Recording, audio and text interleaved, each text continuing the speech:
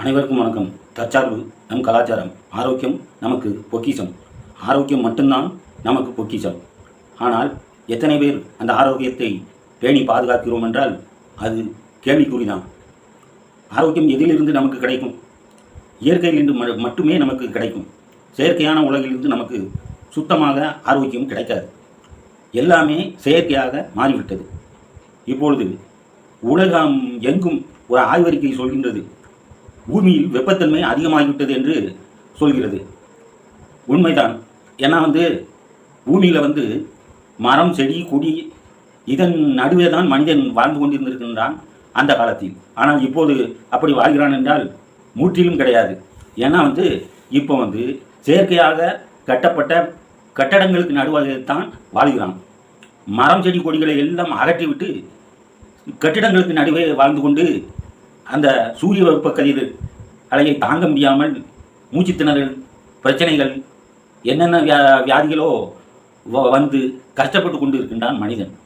ஏன்னா மனிதனுக்கு 6 அறிவு கொடுத்திருக்கின்றான் இறைவன். ஆனால் அந்த அறிவை மனிதன் பயன்படுத்துகிறானா என்பது கேள்விக்குறிதான். இந்த வீடியோவை முழுதாக பாருங்கள். ஏன்னா அப்போ தான் உங்களுக்கு புரியும். இப்போ ஒரு வீடு கட்டுறாங்க. அந்த வீடு கட்டும்போது அந்த காம்பவுண்டு வருதுன்னா அதில் ஒரு மரம் நிற்கிதுன்னு வைங்க. அந்த மரத்தை அவர் இன்ஜினியர் வருவார், வீட்டுக்காரர் வருவார். அந்த காம்பவுண்டு கிராஸாக போச்சுன்னா அந்த வீடு லுக்காக இருக்காது. அதனால் நீங்கள் என்ன செய்யுங்க, அந்த மரத்தை கட் பண்ணி எடுத்துருங்க அப்படின்னு ஈஸியாக சொல்லிவிட்டு அவர் போயிடுவார். கட் பண்ணி எடுக்கிறதுக்கு 10 பேர் 20 பேர்லாம் இப்போ தேவையில்லை. ஒரு சின்ன மிஷின் தான், சர்ன்னு ஒரே நிமிஷம் தான் கட் பண்ணி அதை எடுத்து தூர போட்டு போயிட்டே இருக்கும்.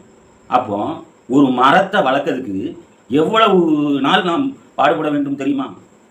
அந்த மரத்தை வைக்கிறதுக்கு எவ்வளோ கஷ்டப்படணும், அதுக்கு தண்ணி ஊற்றணும், அதை பாதுகாக்கணும், அதை ஆடு மாடு இவைகள் மேய்ந்து விடக்கூடாது என்பதற்காக அதுக்கு கவனத்தோடு இருக்கணும். எவ்வளவு நாள் கஷ்டப்பட வேண்டியது இருக்கும். ஒரு நொடியின் மரங்களை வெட்டி விடுகிறார்கள். இதனால் வினைதான் இன்று நாம் இப்போது 15 நாட்களுக்கு முன்னால் வானிலை ஒரு அறிக்கை கொடுத்தது. வெளியிலே செல்லாதீர்கள், காலையில் 11 மணியிலிருந்து மாலை 4 மணி வரைக்கும் வெளியே செல்லாதீர்கள் அப்படின்னு ஒரு அறிக்கை கொடுத்தார்கள். உத்தரவும் பிறப்பித்தார்கள். எதுக்கு? வெளியில் போனால் தலை சுற்றி கீழே விழுந்து ப்ரெஷர் லோவாகும், இல்லை சுகர் ஏதாச்சும் ஆகி ஆஸ்பத்திரியில் போய் குளுக்கோஸ் போட வேண்டிய சூழ்நிலைக்கு போயிடும். அதுக்காக அந்த அறிவிப்பை கொடுத்தாங்க. அந்த அறிவிப்பில் எதுக்கு? மனிதர்கள் நம்ம செய்த தவறு தானே. அந்த மரங்களை ஏன் நம்ம வைக்காமல் விட்டோம்? இருந்த மரத்தையாவது வெட்டாமல் வச்சிருக்கலாம்ல. வெட்டி வீசிடுறாங்க. வாகனங்கள் செல்ல வேண்டியிருக்கின்றது, தேசிய நெடுஞ்சாலையில் செல்ல வேண்டியிருக்கின்றது. அதனால் ரோடு மட்டும் போட்டுடணும். சைடில் சோலையாக இருக்கக்கூடிய மரங்களை எல்லாம் வெட்டி எடுத்து தூக்கி வீசி விட்டுவிட்டார்கள். இப்பொழுது போனால் அந்த ரோட்டில் செல்லும்போது வெப்பத்தை அள்ளி மேலே வீசுவது போல இருக்கின்றது. எங்கேயாவது ஒதுங்கி ஒரு 5 நிமிடம் மரத்தடியில் நின்று களைப்பாரி போவதற்கு அதுக்கு வழி இல்லாமல் போய்விட்டது. இப்படிப்பட்ட கால சூழ்நிலையில் மரம் வளர்ப்பதற்கு முயற்சியாவது செய்யுங்கள், தயவு செய்து. இப்பொழுது அதைத்தான் நான் சொல்ல வருகிறேன். இப்பொழுது திருநெல்வேலி மாவட்டம் மேலநத்தத்தில் ஒரு மாரியப்பன், சுடலைதாஸ், கண்ணன், சங்கர், இசக்கி இப்படி ஒரு 5 பேர் இருக்காங்க. அவங்க என்ன செய்கிறாங்க? அவங்க வேலைக்கு போகிறாங்க. அவங்க பெரிய வேலைலாம் ஒன்றும் கிடையாது. டிரைவரு அந்த மாதிரி வேலைக்கு தான் போகிறாங்க. வாரத்தில் ஒரு நாள் ஞாயிற்றுக்கிழமை லீவு.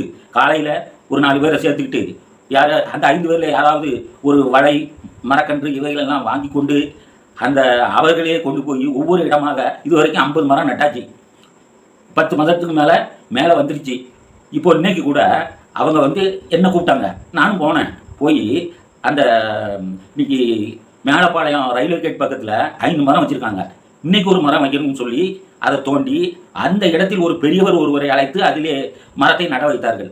அது தவிர கருப்பந்துறை ஓபி காவல் நிலையம் அருகில், அந்த காவல் நிலையம் அருகில் வெட்டை வழியாக அப்படியே கிடக்கின்றது. அதை அந்த இடத்தில் ஒரு 2 கன்றுகளை அந்த காவல்துறை அதிகாரி ஓபிஎஸ்ஐ முத்துப்பாண்டியன் அவர்கள் தலைமையில் அவர் அந்த செடியை நட்டு வைத்தார். இப்படி ஆர்வத்தோடு இந்த மேலநத்தத்தில் ஒரு 5 பேர் செய்கிறார்கள். அந்த ஒரு ஊரில் செய்கிறவங்க ஊருக்கு ஊர் ஒரு 2 பேர் கிளம்பினால் போதும். மற்ற இடங்கள் அனைத்து இடங்களிலும் அப்படியே பழகி விடுவார்கள். மரக்கன்றுகளை நட ஆரம்பித்து விடுவார்கள். இந்த கான்ட்ராக்டர், இந்த வேலை செய்கிறவங்க, பில்டிங் கட்டுறவங்க இவங்கெல்லாம் தயவு செய்து இருக்க மரத்தை வெட்டாமல் இருந்தால் நல்லது. தயவு செஞ்சு மரங்களை வெட்டாதீங்க. உங்களுக்கு ஆபத்து, எனக்கும் ஆபத்து, மொத்தத்தில் நமக்கு எல்லாருக்கும் ஆபத்து. அந்த மரங்களை வளர்க்கறதுக்கு முயற்சி பண்ணுங்க. முயற்சி பண்ணது உங்களுக்கு உற்சாகத்தை கொடுங்க. உங்களால் முடிஞ்சதை உதவி பண்ணுங்க. உபத்திரம் பண்ணாதீங்க. மரங்களுக்கு தண்ணி ஊற்றாவிட்டாலும் அதை வெட்டறதுக்கு முயற்சி பண்ணாதீங்க. தயவு செய்து மரங்கள் வளர்த்தால் தான் நாம் வாழ முடியும். இல்லை என்றால் இன்னும் 10 ஆண்டுகளில் அனைவரும் கருகி போய் விடுவோம். அதை மனதில் கொண்டு அனைவரும் செயல்படுங்கள். இந்த வீடியோ பிடிச்சிருந்தால் லைக் பண்ணுங்கள், ஷேர் பண்ணுங்கள். உங்களுக்கு தெரிஞ்சவங்களுக்கும் ஷேர் பண்ணி ஆதரவு கொடுங்க. வாழ்க வளமுடன்.